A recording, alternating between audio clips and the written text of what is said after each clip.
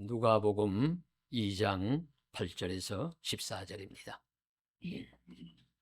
그 지역의 목자들이 밤에 밖에서 자기 양떼를 지키더니 주의 사자가 곁에 서고 주의 영광이 그들을 두루 비추매 크게 무서워하는지라. 천사가 이르되 무서워하지 말라. 보라, 내가 온 백성에게 미칠 큰 기쁨의 좋은 소식을 너희에게 전하노라. 오늘 다윗의 동네에 너희를 위하여 구주가 나셨으니 곧 그리스도 주시니라. 너희가 가서 강보에 쌓여 그 위에 뉘어 있는 아기를 보리니 이것이 너희에게 표적이니라 하더니, 호련히 수많은 천군이 그 천사들과 함께 하나님을 찬송하여 이르되. 14절은 함께 보십니다.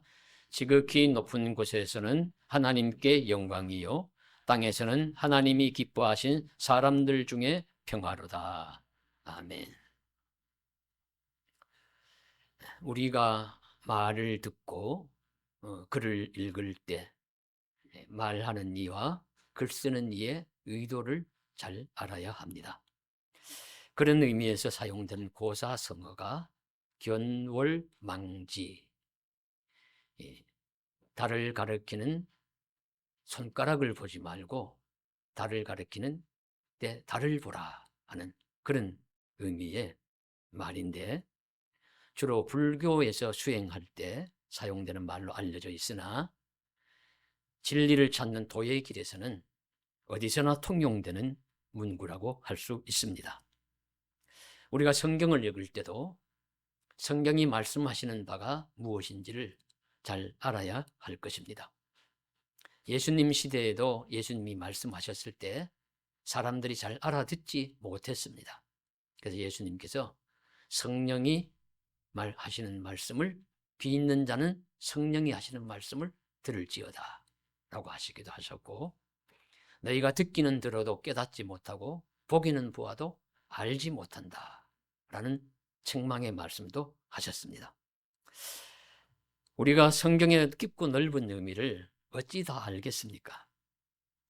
그러나 우리가 가장 올바른 길, 가장 가까운 하나님의 뜻에 가까운 길을 잘 찾는 그런 애씀, 수고, 노력을 쉬지 말아야 할 것입니다. 우리 기독교인이 성경에서 가장 중심 내용으로 여기는 것 한 가지가 하나님이 세상을 사랑하셔서 자기 아들을 이 세상에 보내셨다는 말씀입니다. 그 시작이 바로 성탄절입니다. 성탄입니다. 구주 예수, 어린 아기 예수가 나신 것을 기념하는 기념하시는 날입니다. 이 사건을 성경은 어떻게 기록을 하고 있을까요? 이 성경이 기록하신 그 말씀을 통해서 우리에게 무엇을 가르쳐 주시려고 하실까요? 우리 예수님 탄생하신 그 상황, 내용을 기록한 것을 보면서 성탄의 진실한 의미를 좀 더 하나님 뜻에 합당하게 가까이 찾아보기를 원합니다. 복음서 중에 누가복음이 전하는 예수 탄생에 대한 오늘 말씀을 통해서 하나님은 세 가지를 가르쳐 주시기를 원합니다. 하나는 예수님의 탄생을 통해서 저 낮은 곳을 바라보라. 하나님의 마음이 낮은 곳을 향하여 있다 하는 것을, 하나님의 사랑이 낮은 곳에 관심이 있다 하는 걸 집중된다는 것을 보여주시고요. 두 번째로는 기쁜 소식인데, 그 기쁜 소식의 내용이 무엇이냐면 구원의 기쁜 소식이다. 온 세상 사람들을 구원하시려는 그 소식을 말씀하시고 있고요.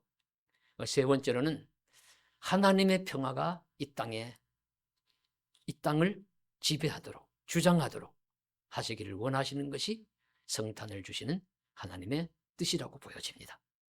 그것을 하나하나 살펴보겠습니다. 예수님 탄생은 철저하게 저 낮은 곳을 향하는 하나님의 마음을 보여주시고 있습니다. 우리가 소망을 품고 저 높은 곳을 향해서도 살아야 하지만, 또 이 세상은 그저 높은 곳으로만 올라가려고 합니다.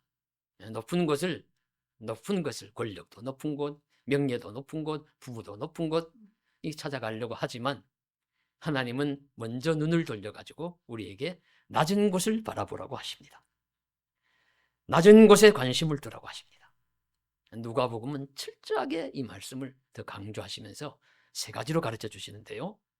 하나는 하나님의 아들 예수가 누구에게서 나셨느냐?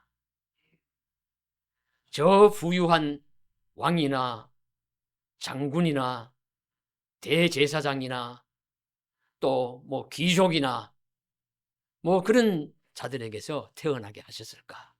아니면 평범하고 가난한 사람들 속에서 태어나게 하셨을까를 보는 것이죠. 예수님은 당대의 소문난 부자의 가정이나 그런 뭐 유명한 그런 인물들에게서 태어나지 않게 하지 않으시고 매우 평범한 갈릴리 나사렛 목수 요셉과 그 아내 되는 마리아라는 처녀의 몸에서 태어나게 하셨습니다. 성경 말씀은 이 말씀을 강조하는데요.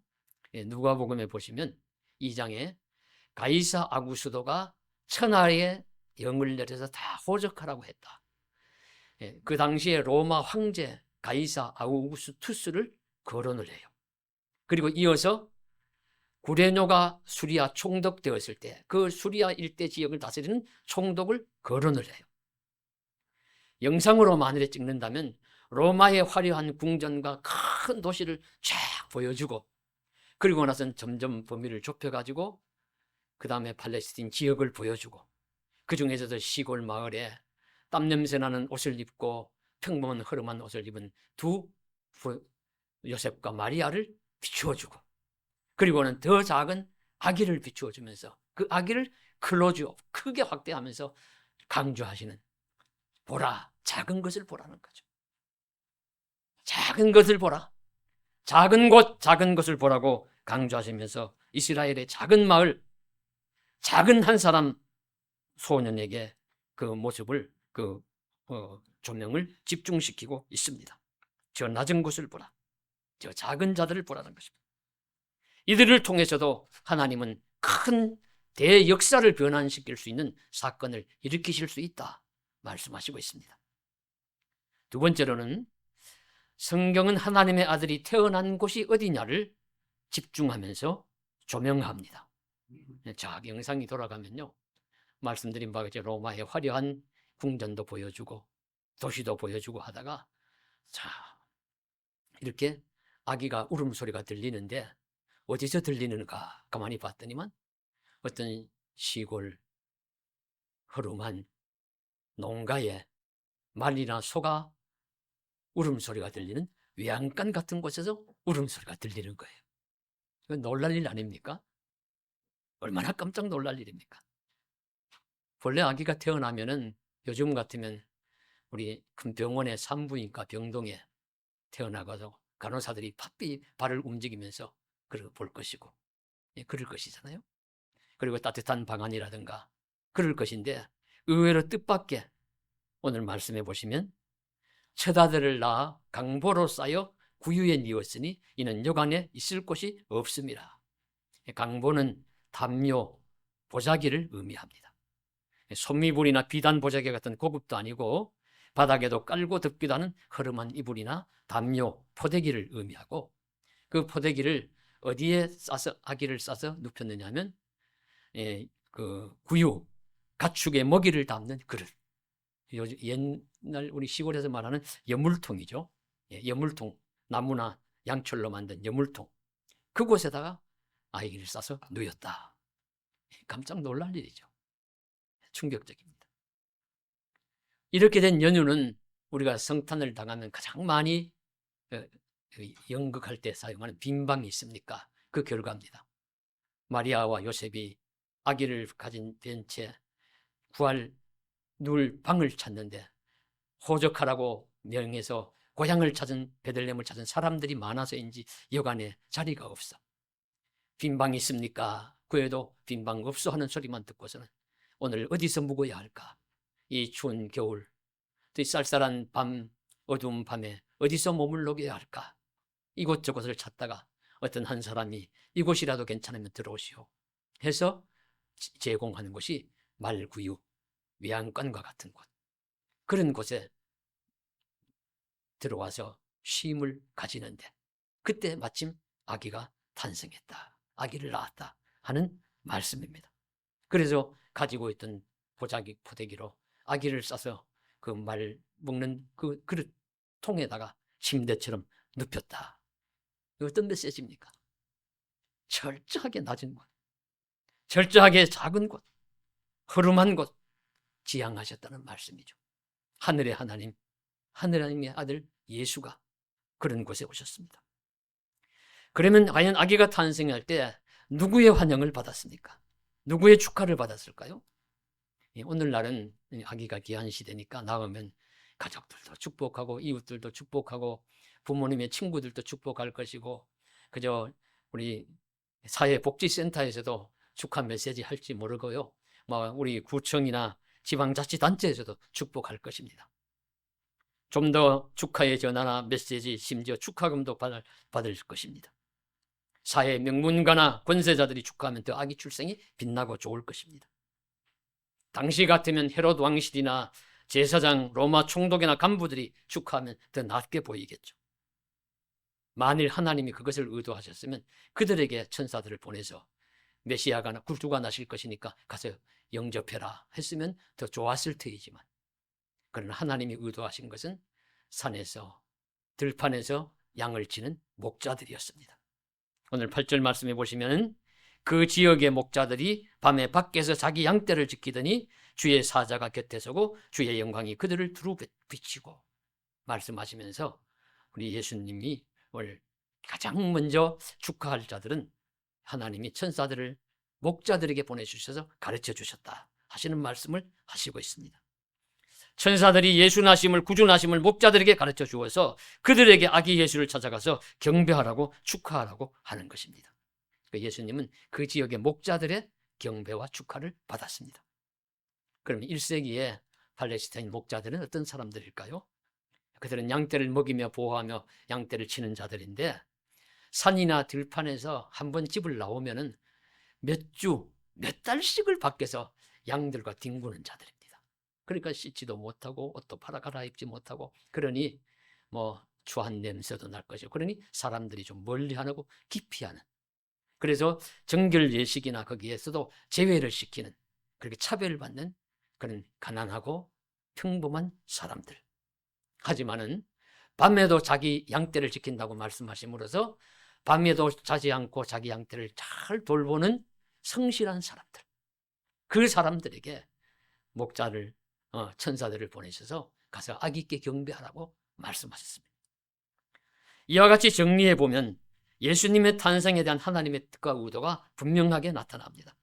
태어날 아기 예수는 세상의 낮은 곳을 향할 것이라는 점입니다. 얼마든지 세상의 높은 사람들과 화려한 공간에서 그러한 사람들의 축복을 받으며 태어나게 하실 수도 있었을 것입니다. 그러나 철저하게 평범한 부모에게 가장 낮고 천한 구유에서 천하지만 성실한 목자들의 경배를 받으며 나게 하심은 메시아 예수가 세상의 저 낮은 곳을 향하여 살아가실 것이라는 메시지를 우리들에게 보여주시고 있습니다. 그래서 우리가 성탄을 잘 보내는 길 중에 하나는 우리의 눈과 마음이 저 세상의 낮은 곳을 향하는 것입니다. 소자들의 아픔과 눈물을 보고 그들에게도 예수님 메시아가 오심으로써 위로와 평강이 임하기를 바라며 함께 손과 마음을 모으는 것, 그것이 성탄의 사건을 제정하신 하나님의 뜻입니다.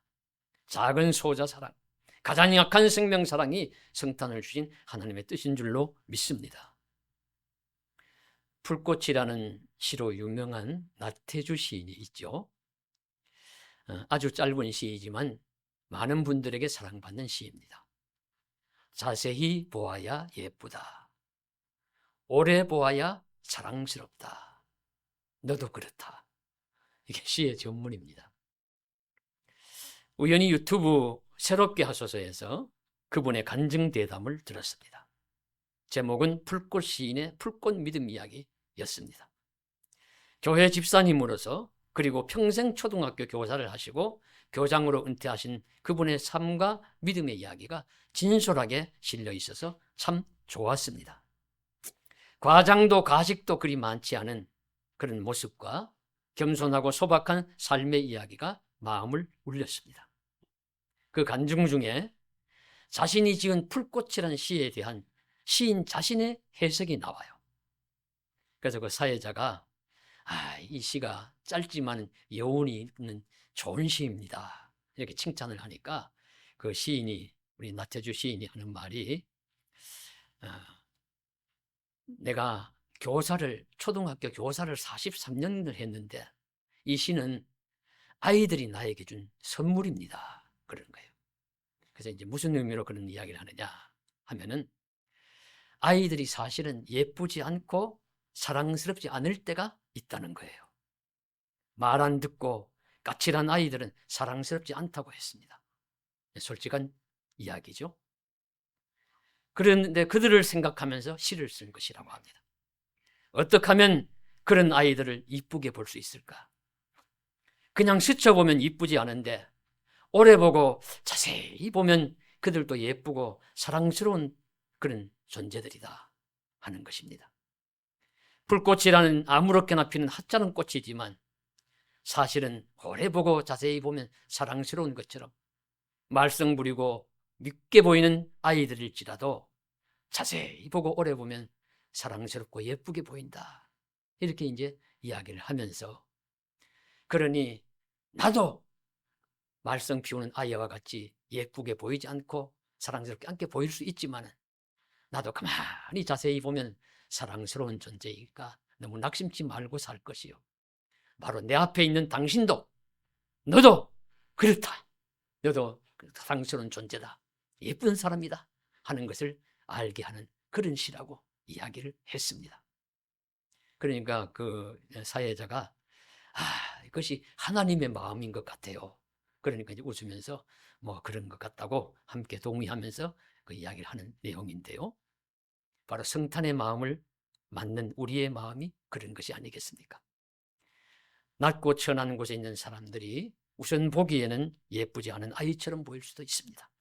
그러나 자세히 보면, 오래 보면 하나님의 형상으로 지음받은 메시아 예수님이 관심을 두시는 예쁘고 사랑스러운 진실을 가르쳐 주시고 있습니다. 그리고 나도 그런 존재, 우리 모두가 그런 존재입니다. 나도 세상에 낮은 자로 살지만 말 안 듣고 까칠한 아이처럼 사실은 예쁘지 않을 수도 있지만, 그러나 나를 자세히 보시는 하나님의 눈으로 볼 때 나도 예쁘고 사랑스러운 존재입니다. 여러분도 그러신 분들입니다. 그 사실을 깨닫고, 이것을 깨닫고 알아보는 것이 성탄의 마음이라는 사실을 우리가 알 수 있기를 간절히 소원합니다. 예수님 탄생을 사건을 통해서 주시는 두 번째 메시지는 온 세상을 향한 기쁨의 좋은 소식인데, 그것은 구원에 대한 소식입니다. 인간 구원, 세상 구원은 기쁜 소식이 틀림이 없습니다. 그런데 여러분, 이 세상은 어떤 소식을 우리들에게 들려줍니까? 세상은 어둡고 아픈 소식들로 가득합니다.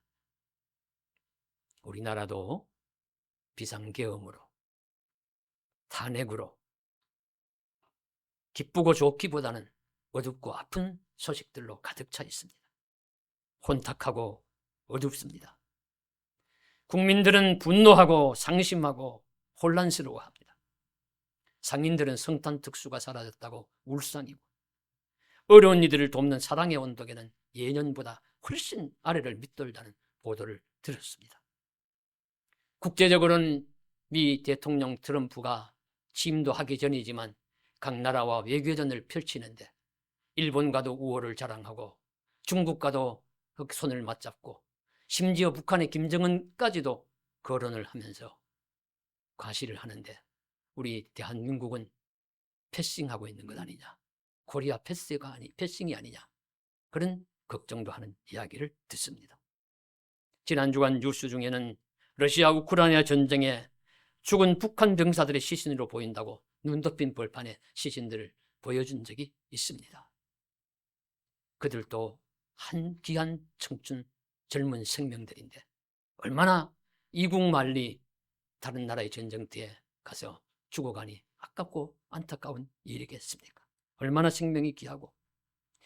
우리를 감싸고 있는 세상은 이렇게 어둡고 힘든 소식들로 가득합니다. 예수님 탄생 당시의 이스라엘도 마찬가지입니다. 아프고 아픈 소식들이 많습니다. 왕 헤롯의 폭정은 하늘을 찌를 듯이 올라가고 세계를 지배하는 로마의 횡포는 심해집니다. 그 속에서 정치 집단이 되어버린 대제사장과 서기관들은 종교 권력자들이 되어서 오로지 자기들의 일신상의 평안과 누림에만 관심이 있습니다. 시민 백성들의 애환과 고통의 울부짖음은 하늘을 찌릅니다. 그래서 세례 요한이 광야의 선지자로 나타나서 약대 털옷을 입고 독사의 자식들아 너희들에게 임박한 진노를 누가 피하라고 하더냐 매서운 목소리로 외쳐도 세례 요한에게 광야의 선지자의 음성이 그리워서 달려나왔습니다. 예수님이 한창 기적을 베푸시며 활약하실 때는 광야에 우리 오병이어 기적을 행하실 때는 어른만 5천 명이 모였다 할 정도로 많은 사람들이 모일 정도로 절박하고 상한 마음을 가진 사람들이 많은 그런 세상이었습니다. 그런 시기에 하나님은 때가 찼다고 여기시고 예수님을 세상에 보내신 것은 다름 아닙니다. 그런 어둡고 힘든 애환과 고통이 많은 세상에 사람들에게 기쁨의 좋은 소식을 들려주시기 위해서입니다. 바로 천사들이 전하여준 하나님의 메시지죠. 10절입니다. 무서워하지 말라. 보라 내가 온 백성에게 미칠 큰 기쁨의 좋은 소식을 너희에게 전하노라. 그 소식의 내용은 다름이 아니라 다윗의 동네에 너희를 위하여 구주가 나셨으니 곧 그리스도 주시니라. 너희를 위하여 구주가 나셨다. 너희를 위하여 구원자가 오셨다. 그곳 그리스도 메시아 예수 우리 주님이시다. 분명히 가르쳐 주시고 있습니다. 은혜의 사건이요 놀라운 구원을 주시는 기쁨의 소식이 아닐 수가 없습니다. 예수님을 세상에 보내신 건 하나님의 뜻입니다. 너희를 구원하시려고. 여기서 너희는 목자들만이 아니라 온 세상의 모든 사람들을 의미하고 있습니다. 예수 오심이 이 세상을 구원하시려는 하나님의 뜻이 있음을 우리는 믿어야 합니다. 구원은 죄에서 구원이며 사망에서 구원이며 온갖 고통과 파멸 속에서 죽어가는 사람들에 대한 구원입니다. 그런 고통 속에 살아가는 사람들을 구원하시려고 하나님의 아들이 이 세상에 오신 것입니다. 2020년 9월에 미국 캘리포니아에서 대형 산불이 발생을 했습니다. 엘도라도 화재라고 불리는 큰 산불이 산을 휩쓸고 몇 주를 휩쓸고 지나갈 때 우리나라에도 방영이 되었어요. 한 소방관이 구조 작업을 하는 중에 날개가 불에 타서 날지 못하고 죽어가는 새 한 마리를 구해서 나오는 장면입니다. 그는 새를 진정시키고 안전한 곳으로 데려가서 보호하고 치료해 준 것입니다. 이 보도가 나오자 사람들이 참 마음을 울렸고 사람들이 열광했습니다. 큰 산불로 인해 피해와 고통이 많은데 새와 같은 작은 생명 하나를 살리는 생명을 소중히 여기는 마음을 보여준 이 소방관의 모습이 참 대견하다. 그런 것이죠. 오늘날 마찬가지입니다. 이런 작은 새를 살리는 마음이 사람의 생명은 얼마나 더 소중히 여기겠습니까? 하나님의 마음입니다. 죄악의 불이 나서 활활 타는 이 세상에 생명을 사랑하는 사명감 있는 한 소방관 같은 메시아 구원자를 보내셔서 새 한 마리 한 사람이라도 더 구조하기 위한 것이 성탄 예수님 나심의 의미입니다. 그런 마음으로 예수님은 사역을 하셨습니다. 나병 환자 한 사람을, 맹인 한 사람을, 세리 한 사람을, 어부 한 사람을, 니고데모 같은 유대인의 선생 한 사람을, 죄 많은 사마리아 여인 한 사람을, 병든 이들을 하나 딸을 가진 그 아버지나 어머니를, 그런 한 사람 한 사람을 사랑하시는 구원자의 모습을 예수님은 보여주십니다. 그 구원자로 예수님 오심을 기뻐하는 것이 바로 성탄입니다. 그러면 오늘 또 삶에 지치고 이리저리 고통받는 우리 한 사람 한 사람에게 예수님이 찾아오십니다. 베들레헴 외양간에도 오시고 또 우리 바깥 한 데서 양을 치는 언덕의 목자들이 있는 그곳에도 주님은 오십니다. 오늘 우리도 그 주님을 경배하며 구원자 예수를 찬송할 수 있기를 주님의 이름으로 간절히 소원합니다. 세 번째로는 이제 작은 한 사람에게만 아니라 온 세상의 모든 사람의 평화를 위해서 오신 주님이다. 그것이 성탄의 의미입니다. 수많은 천군 천사들이 나타나 찬송하는 광경을 보여주시죠. 이것이 이제 성탄의 첫 번째 칸타타라고 할 수가 있는 그런 장면인데요. 천군 천사들의 찬송. 어떤 내용입니까? 지극히 높은 곳에서는 하나님께 영광이요 땅에서는 기뻐하심을 입은 사람들 중에 평화로다. 이 찬송입니다. 그런데 하늘의 영광은 우리가 너무 걱정하지 않아도 돼요. 하나님은 어떻게 해서라도 영광 받으실 겁니다. 누구를 통해서라도 영광 받으실 분이시니까. 그 문제는 땅에서 평화입니다. 땅에 세상의 평화가 나타날 것인가. 그런데 세상에 평화를 주시고자 하시는 것이 하나님의 뜻이고 예수님 탄생의 의미이십니다. 그래서 이 말씀을 준비하면서 평화라는 말이 성경에 얼마나 많이 나타날까 좀 찾아보았습니다. 본래 히브리어로는 샬롬, 헬라어로는 에이레네, 영어로는 피스죠. 그리고 우리말로는 몇 가지로 번역을 합니다. 평강, 평화, 평안, 화평 이렇게 번역을 하니까 우리가 읽는 개역 개정판 성경에서는요 평화라는 말이 많이 나올 것 같지요? 그런데 그렇지 않습니다. 깜짝 놀랄 정도로 평화라는 말이 신약 성경에 3번밖에 안 나와요. 여러분 찾아보십시오. 찾으실 수 있으면.